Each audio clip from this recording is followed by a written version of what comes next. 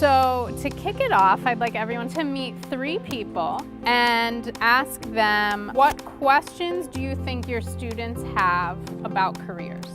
Hi, Erica. Students come to an adult education program because they want to increase their employability. So whether it's the immediate goal of I need to pass my high school equivalency exam for a specific job that I'm going for, or whether it's a longer term goal, students are already thinking about careers. What were some of your conversations about? Yeah. Some of the students are asking, does it require college or could it be vocational training? How do I pay for it if I don't have the money?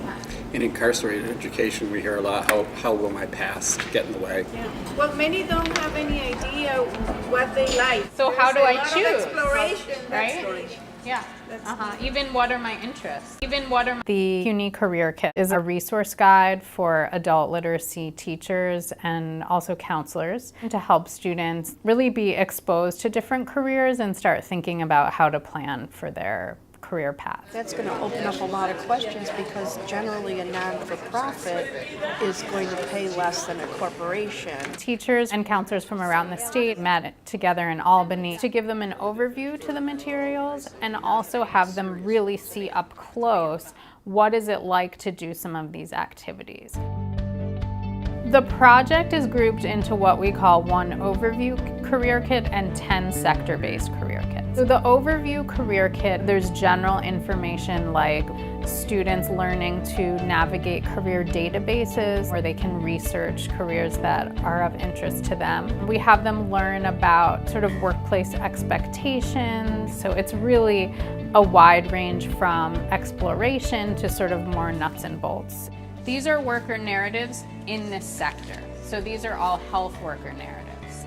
And then we have these 10 sector-based toolkits that actually take a lot of those same lessons, but they adapt them to one specific career. This all began because we're all trying to figure out how can we help students get a foothold into their career path while we're helping them develop literacy skills. How can we do these 2 things at the same time? And I'm trying to always emphasize that this is not only education about careers, but every activity is a literacy-based activity. And then the literacy goal has to do with defining vocabulary. The teachers are doing whatever literacy activities with text they normally do, but we use a text that's around careers. We're going to work today with some worker narratives. So for example, career narratives, where they read a worker's experience at their job. You can visualize the struggles of in that male environment, trying to prove herself.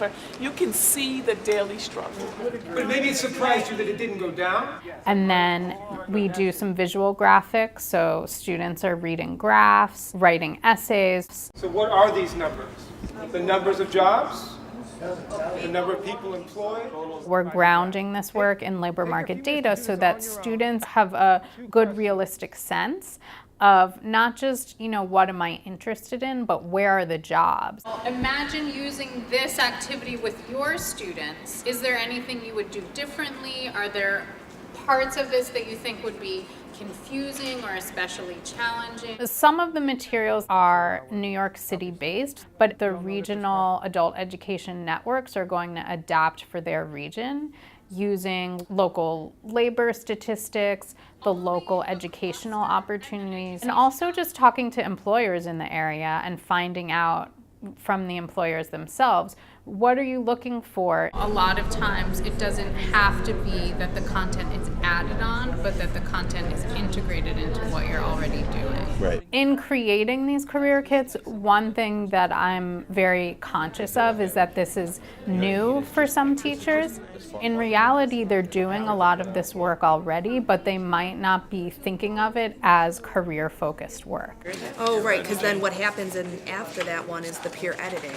We want teachers to understand that every time students do an activity in groups or in partners, they're practicing a workplace skill. Seems like this is like kind of 3 lessons in one. Yeah.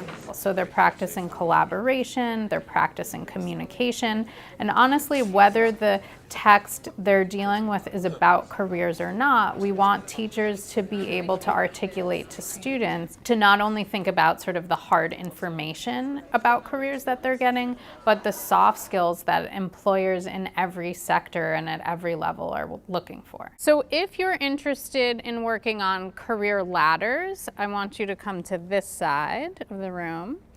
And if you want to work on the more general career exploration, I want you to sit on this side of the room. Adult literacy programs do career education in a wide variety of ways. So I want to be in the healthcare trajectory, or I want to be in the construction. Some programs are very integrated toward one particular career. We're talking about the general student that may not really know what they want to do. Other programs are very broad, and so they're doing general literacy, and they're going to fold in information about a wide variety of careers. They start looking at a job or a career for the wrong reasons. The participants were really helpful in sort of understanding the different needs that students have, thinking about how we can help programs to adapt the activities to meet the needs of their students. In ESL, you got a lot of people already working construction. Right. Because we want it to be usable for lots of different programs, and we know that, students are in lots of different places. Yes. If you're using that language and introducing these, I think they'll gravitate to it.